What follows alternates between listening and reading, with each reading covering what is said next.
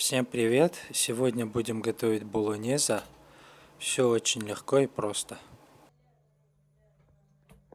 Масло 3 ложки.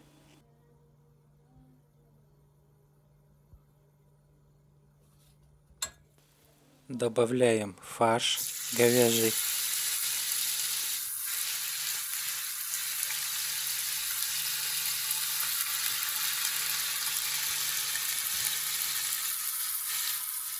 Соль.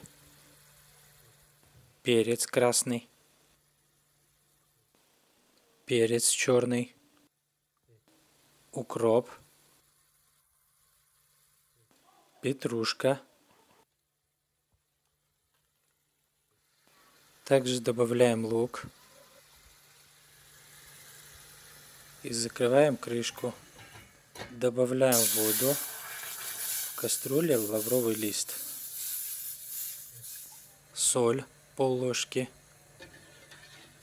На стакан воды ложку томатной пасты перемешиваем и добавляем.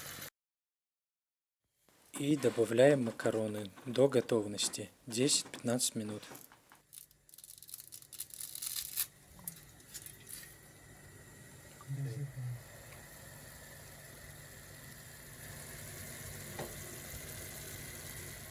Друзья, подпишитесь на канал, а нам приятного аппетита!